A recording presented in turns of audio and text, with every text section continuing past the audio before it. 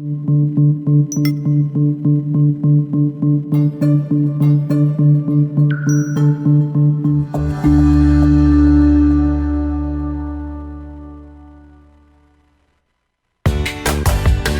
to our podcast, Doing It Right. This podcast reveals authentic stories from successful leaders doing it right. It's about their journey to become a leader, their choices, motivations, and lessons. In essence, how they built successful personal brands. Your host is Valerie Sokolosky, author of 8 leadership books and nationally known as an authority on executive presence and personal branding. Let's get started. Here's Valerie. All he wanted was to be a Marine, and it cost him heavily. And yet he triumphed from the tragedy. Jacob Schick is a third-generation combat Marine. He met Bradley Cooper on the set of American Sniper, and the two became friends. Tell me something, girl. So when Cooper started filming and directing A Star Is Born, he needed a last-minute tough guy to play Lady Gaga's mean boss. So I got there, and Bradley goes, "Listen, I need you to do that Marine guttural yell. I've heard you do it, and that's what I want you to do." And I was like, "Bro, are you sure? Are you sure that's what you want me to do?" Because then he's like, "Yes." And he did it effortlessly. Seen here on set, where after a couple days of yelling at Lady Gaga, she gave him a supportive send-off. It was her that said, "Hey, everybody, let's give a big round of applause for Jake and all of his hard work. Thank you, guys," because I had to rush off and get back to Texas to go to an event, and she did that. That's what humble leadership looks like. All right. This interview is very special to me today because when I met Jacob, he prefers Jake. When I met Jake and heard all of the backstories of his experiences, it was hard to decide where I would start. And so we're just going to start. And as I welcome Jake, I just want you to know that it started when his grandfather and uncle were in the Marines, and so Jake enlisted in high school. In fact, at the beginning of his senior year. And then just 4 years later, he was deployed to Iraq. It was there that he learned what the brotherhood was really about. And then the morning came that Jake and his team got a reaction call. Jake, I'm so glad you're on the show today. Honored and privileged to be here, Valerie. Thank you. You're welcome. That reaction call, I'd never heard of reaction call. What does that mean, and what happened that morning?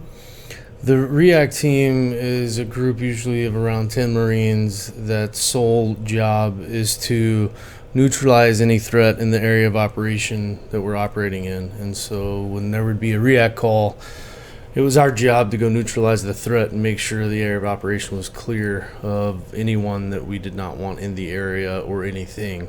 And so that morning it was called very early before sunup, and I just had a bad feeling about it. And so I took some actions that I otherwise wouldn't have taken just because of the bad feeling that I had.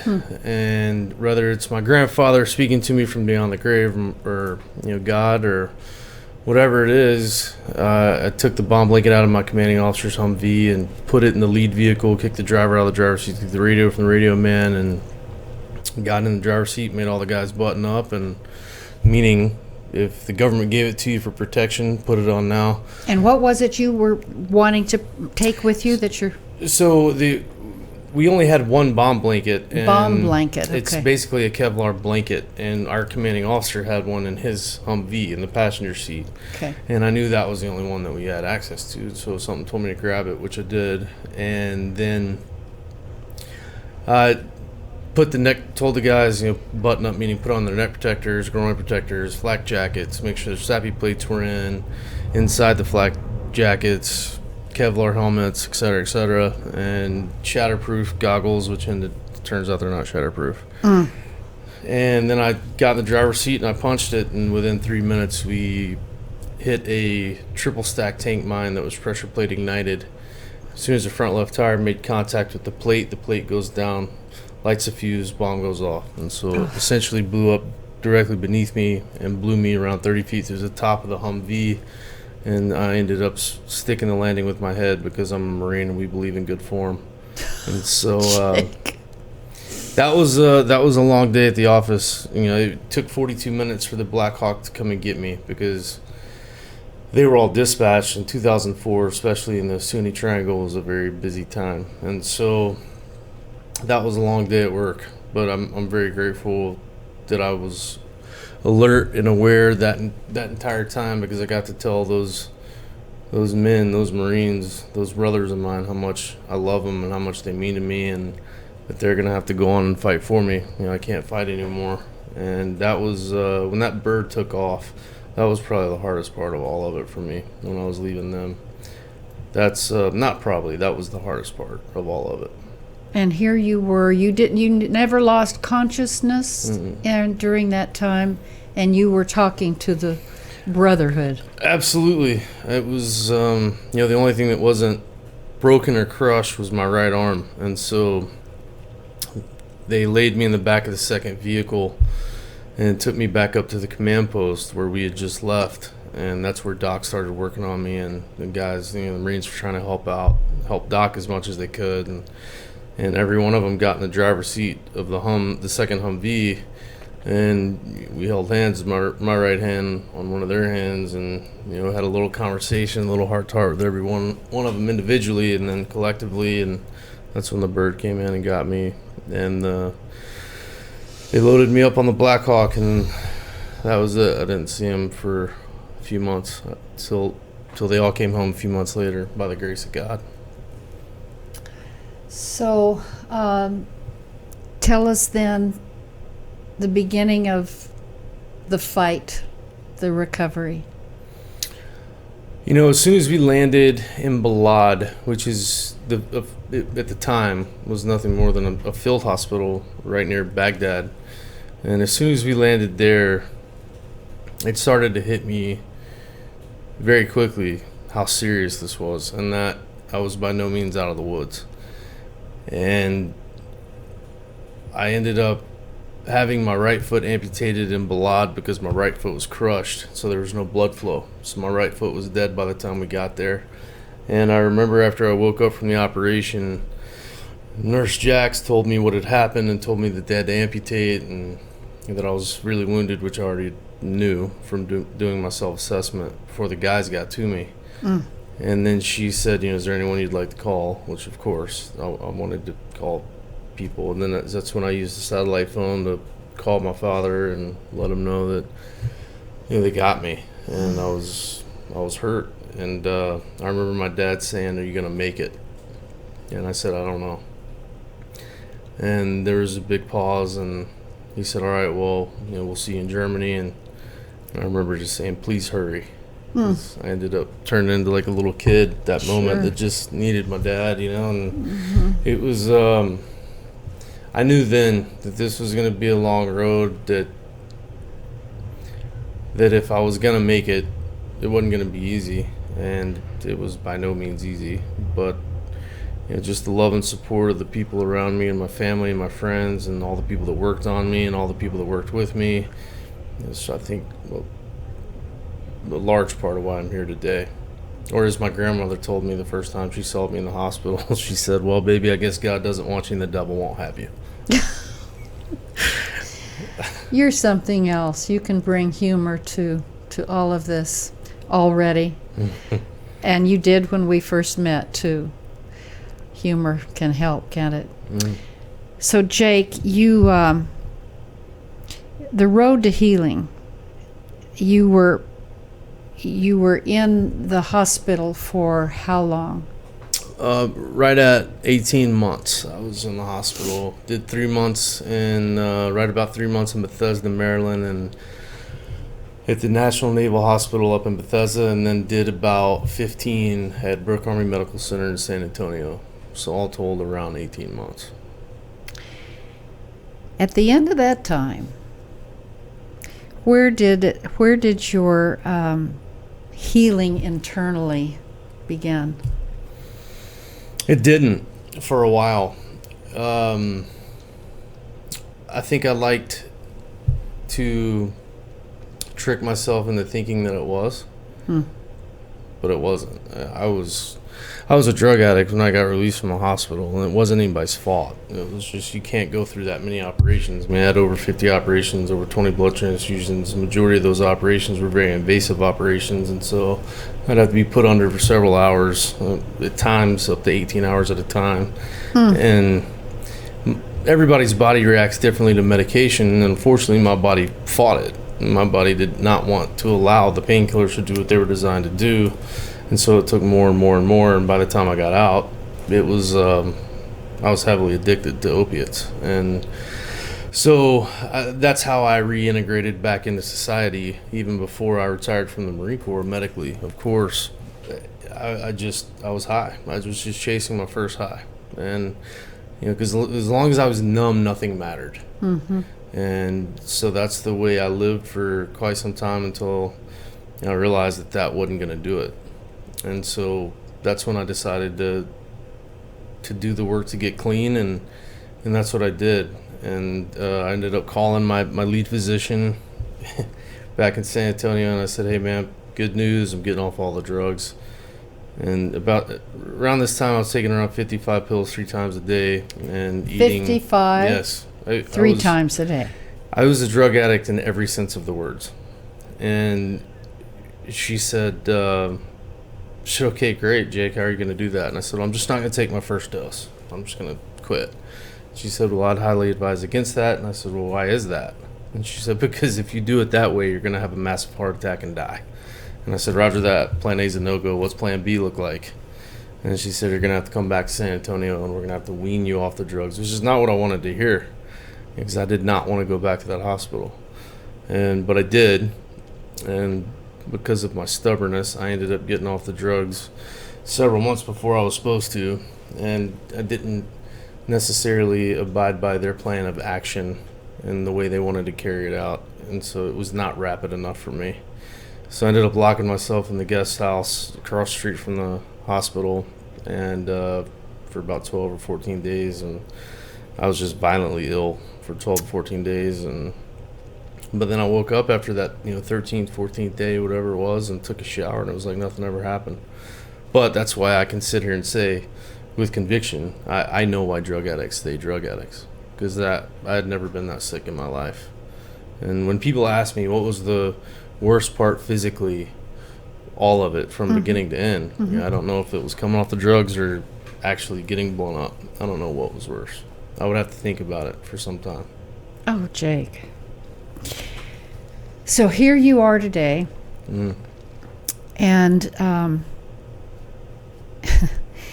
you talked to me about not only the pain and the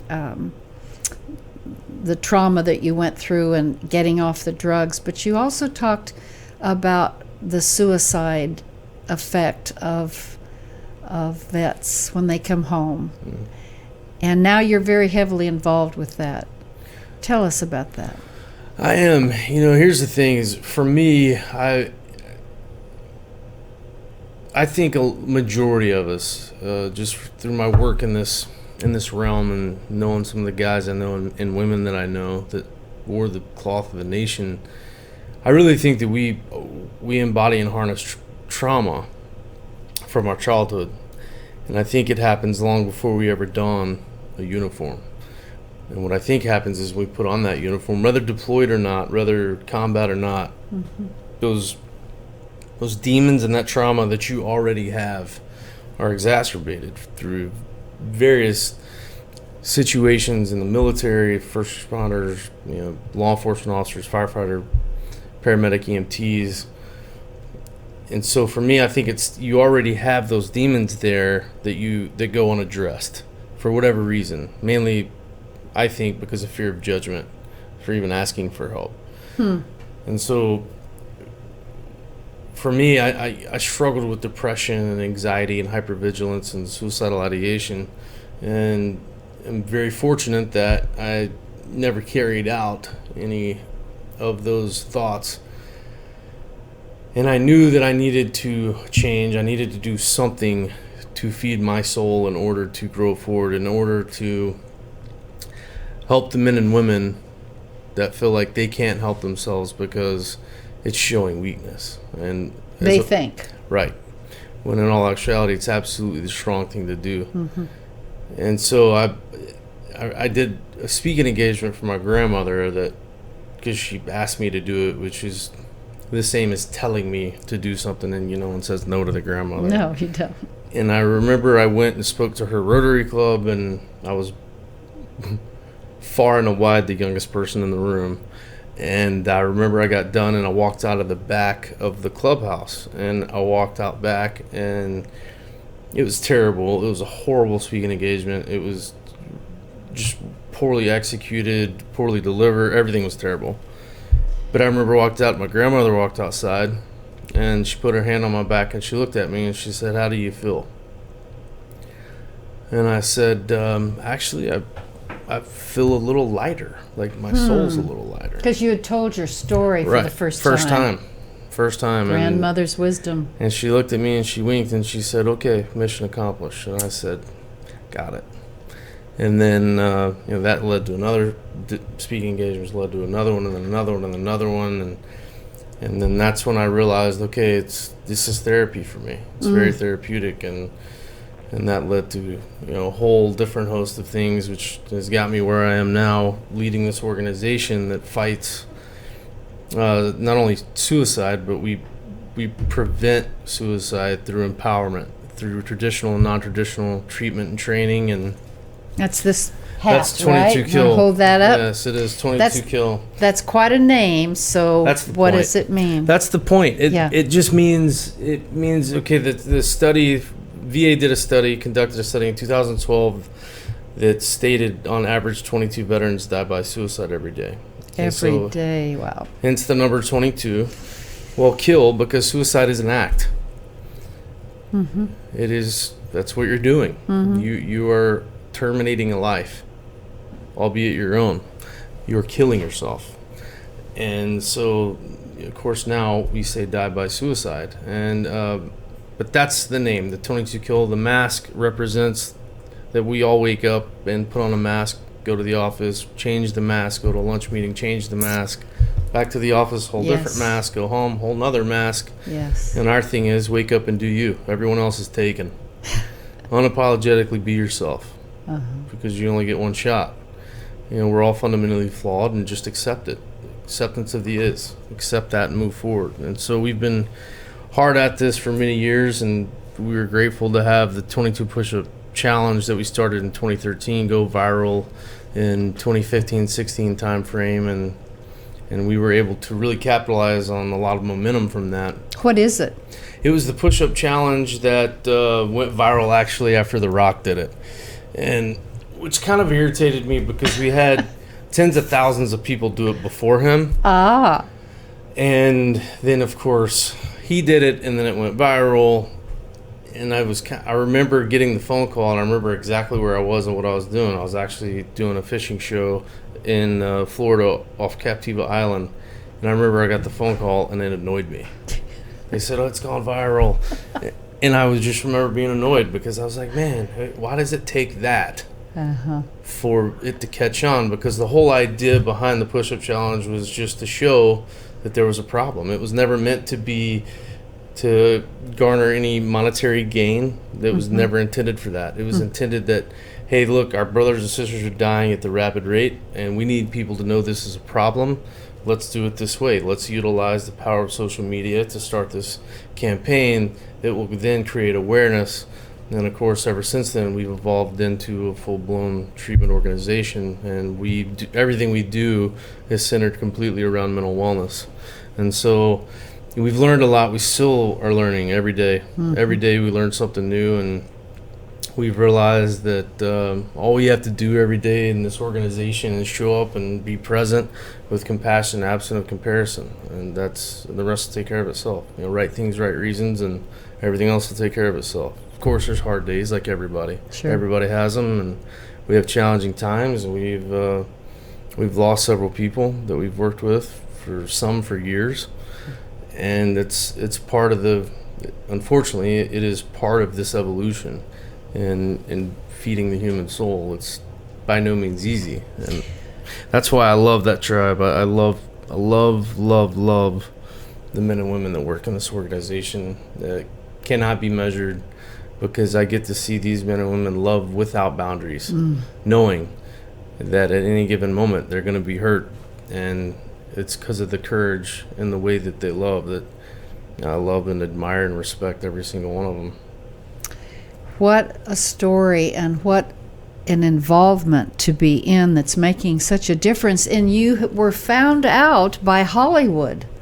I think this is pretty clever. So we're going to show you a couple of pictures coming up here.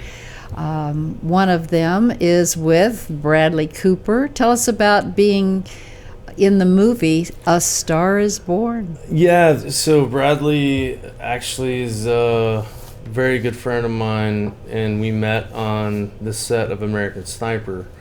And since then, that's me shooting on the air quotes the range on American Sniper. That was actually at Disney Ranch. That's my good friend next to me that was the spotter. But we stayed in touch, and he needed really it was like a last minute favor for this role, and he said, hey, I need a favor. You're just gonna I'm shooting that movie we talked about when we did the Ellen show, and I don't have time to fill the role. You'd be perfect for it. Will you do it? And I said, well, Bradley, I need to know what it is. What is it? And because it's Hollywood. It's Hollywood. And he told me, and I said, well, yeah, I'll do that. And then I got there. Well, clearly he didn't tell Lady Gaga exactly what he told me, and it was interesting the first take when I yelled at her, and she was a little startled by it. But what did you have to do? Those who haven't seen the movie. It was essentially me telling her it was her turn. I was her boss. I played her boss. I was a catering manager, and in this commercial kitchen, and it was her turn to take the trash out. Clearly, she did not want to take the trash out, and I ended up. That pretty much just yelled at her for a couple days, because if you shoot one great take, you have to do it 500 more times. And so, but she was one of the most gracious, kind people I've ever met. She is an unbelievably good person that I'm really, really honored and privileged to say I got to work with her, because she is just she's one of those magnetic souls that that leaves you curious, and that's absolutely a compliment. That's nice to hear. I hope she's watching, and if not, we're going to send her the tape. Right, you send it to her. Yeah. You talk about. I loved the comments you made when we met about soul. Speaking of feeding your soul feeders and soul bleeders.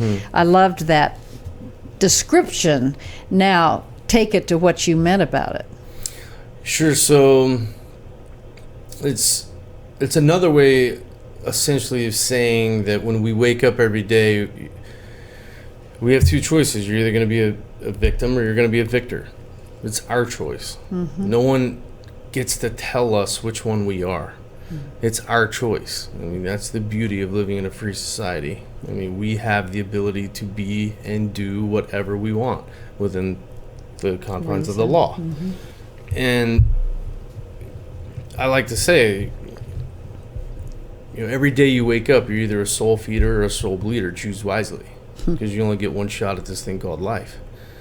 And the soul feeder is the person that loves all the way without boundaries and loves himself enough to receive the same love. A soul bleeder is someone that is the antithesis of that, someone that finds the drama in everything, someone that has to be drama driven in order to get through the day, someone that wants to talk about everyone but themselves. And those are the people that have not figured out a way to forgive themselves and love themselves purely and authentically.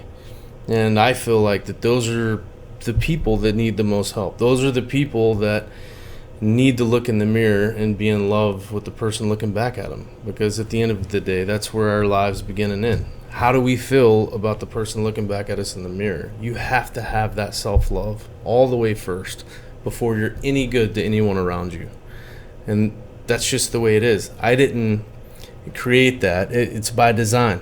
And we need to get people okay with that. We need to get people to understand that they're worth living well. That is the only way to truly honor the people that have come before us, those that are going to come after us, family members, friends, service personnel. Otherwise, you have to live well. That's the only way to honor them.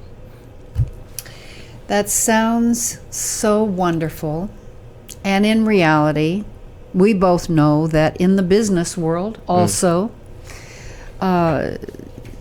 it's hard to look in the mirror and say, I love you, and really mean it. So give us some tips. First of all, take off the mask, because you're not going to fool yourself forever. We're masters of that, though. We're masters of talking ourselves into the fact that reality is not reality. And we are masters of manipulating ourselves, which in turn, by default, makes a lot of us master manipulators of other people. And so for us, it's just wake up and be you. Just be you. Because when you pass and people have your funeral or your wake or what have you, there's going to be a group of people there that love you unconditionally. There's going to be a group that probably don't care that you've passed, and you have zero control over either group. And Very that's wise. the thing. That's the thing, is that we have to stop acting as if we have control of everything around us, because you don't. You have no control. So I tell the tribe all the time, if we're planning a big event, or one of our multiple big events that we do every year, regardless of what state it's in or what we have going on, I just say, everybody calm down. Absolutely nothing's under control. Just calm down. You have Chill. control over what's looking at you in the mirror, and that's where it stops. That's just so empowering and authentic. And so what would you do with someone who said to me recently, Valerie, I can't be authentic. This all sounds really good, but I have a job and I have to act a certain way. I'm the boss.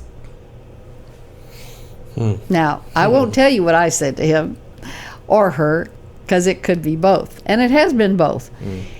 In all seriousness, 50% of people who work today do not come into the workplace just totally who they are.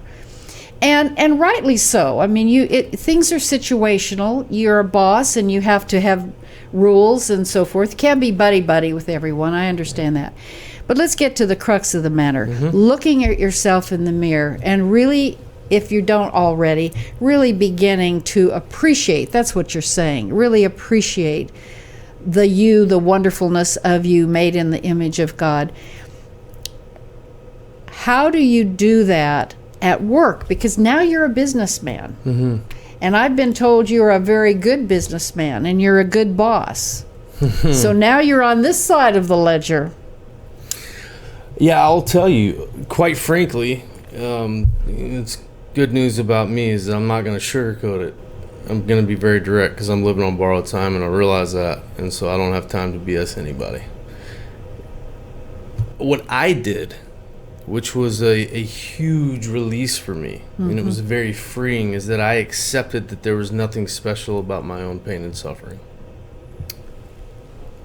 Wow. And I believe, whether it's a boss or a dad or a husband or son, brother, uncle, etc., etc., etc., you have to accept there's nothing special about your own pain and suffering. You have to accept your humanity. You have to accept your flawedness. You have to accept how you are designed, the way you are designed. The way you look. And that's the way it is. In that you either are going to make the most of that and be a soul feeder, or you're going to hang on to this victimization and this victim mentality, and you're going to be a soul bleeder. And everything around you is going to be exactly what you think. But it's on either side. That's why I would always tell people, I've told the 22 Kill Tribe, I've told thousands and thousands and thousands of people. I'm very candid and open when I'm speaking publicly that, whether I'm on the high road and on the path of righteousness, or I'm on the low road and the path of, if there's a law, I'm going to break it. It's one hell of a show, either way. It's a show either way because I suck at doing stuff halfway.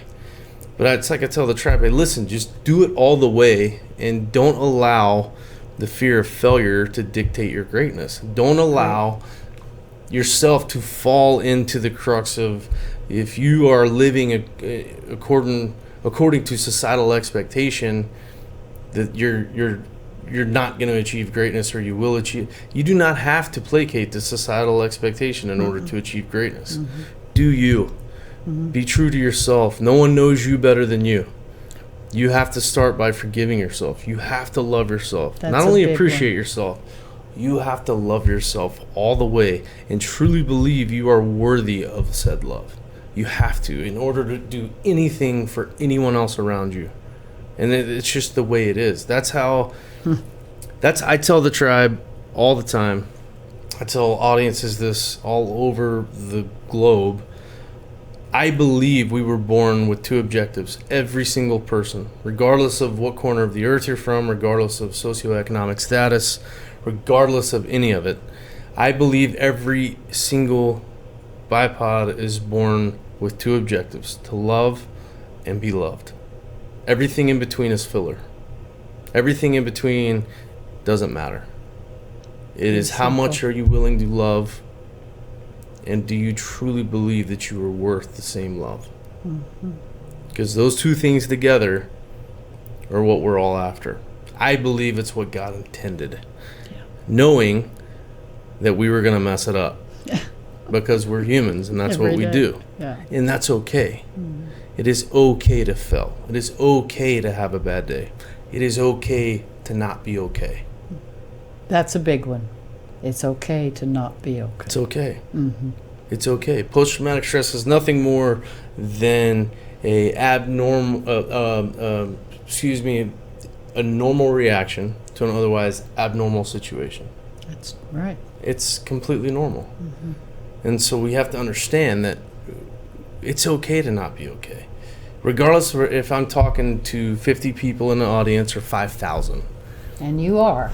When I ask them, how many people, just show of hands, at the beginning of a speaking engagement, how many people, just show of hands, have ever suffered from depression, anxiety, hypervigilance, suicidal ideation, alcoholism, addiction, etc., etc.? Just show of hands. But at the very beginning, you have maybe, a very, very conservative number of hands go up. Like, ooh. Right. And it's very quick. Yep. Because they don't expose themselves. Because of the fear of judgment. Oh, who's going to see? Who am I going to be judged by? And then by the time I'm done and I ask the same question, even after question and answer, the question and answer phase of the engagement, I'll ask the same question. At least 99% of the hands go up. There you go. And then for the 1%, I'll always say, hey, for all of you that rose your hand and owned it, had ownership and accountability, thank you. That's courage. Yeah. And for those of you that didn't, don't worry. We all know, you're full of crap. Because it's true. It's true. And it's okay. It's okay. And Jake, here's the deal. If you, who have been through all of this, and there's so much more deeper that the audience can learn about should they choose to Google you, if you can do this, here's the deal. If you can do this, I can do this. If you can get through that, I can get through that. I mean, you are being given a platform to make a huge difference. And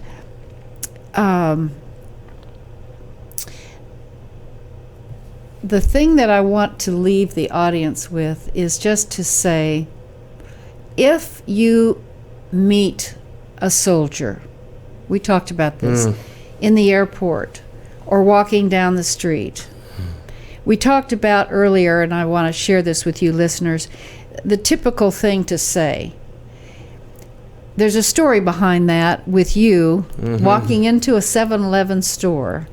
Please share the story and give us better something to say other than thank you for your service. So tell that story, please. Sure. So I'd been out with some friends that night. We'd been celebrating something, and we went to 7-Eleven to grab some water or whatever we grabbed, and we were leaving, and there was a homeless gentleman that was standing outside, and my buddies kind of brushed him off, acted as if he kind of wasn't there, and something that we've all done, and I just couldn't walk by him without acknowledging him, because it was, I don't know, at the time I just felt like I needed to acknowledge this guy. And so I went to hand him a $20 bill, and he went to grab it, and I hung on to it. And I didn't let him grab it. And he looked at me, and he started saying, "Oh, thank you, bless you." And I grabbed it, and he just kind of looked at me, and I said, "You're worth it. You're worth it." You're worth it. And he got very emotional, and I hugged him, and I said, "Look, I know what you're about to go spend this money on. But you don't have to. You're worth living well." And he got very emotional, and it was a moment. We had a moment, and went back to my buddies, and that's when we left. But that was the beginning of a. That's what I would tell. That's what I tell people to this day that thank me for my service. I say, "You're worth it." Even though I think most people do it for their checkbox. It's their inner checkbox of, I did my good deed for the day. I said thank you for your service, in other words. Right. And so my thing is, if you really want to thank someone for their service, you should quickly follow it up with, is there anything me or my family can do for you? And you will say? Yeah, I will say... You've got 3 things, right? That's it. And it sounds generic, but it's not. Be willing to give it some thought. We all have 3 things of value. Some more than others, but we all possess 3 things of value: time, talent, and treasure. Time, talent, and treasure. If you're not willing to sacrifice some of one of those 3 things, you don't want to help. You're talking. Checking the box. It's gut check time. What do you really want to do? Because you cannot have service without sacrifice. They're synonymous. Wow. So many lessons, so many wonderful things that you are being given the opportunity now to do and to make a difference in so many people's lives. Is there one thing that you would, in final statement, say to the audience about life, advice, whatever? What would it be? It would be, man, that's... makes it hard when you're hit with that question. It's the one thing. Live a life worth writing about. Wow. Because for me, it's our legacies only truly die the last time our story's told. So be worth writing about. Live that way. Wow. I can't say much more after that, except God bless you. Thank you for what you're doing. You talk about somebody real and authentic, and this is the guy. So thanks for listening. Share this podcast, you better, okay? God bless you. Thank you, Valerie. And for those of you who are watching, thanks for doing so. And I mean that. Share this. There's a lot of people out there that can learn and hear, maybe from deep within their heart, something they need to hear that this young man has said today. And so until next time, guess what I'm going to say? Stay authentic. Bye for now. Thanks for listening. To receive Valerie's voice, free monthly leadership tips, and to learn more about her leadership programs and coaching, visit her website, valerieandcompany.com. Next week, we'll be here again to inspire, engage, and equip you with teachable points of view from successful leaders who have been doing it right. Until then, lead authentically.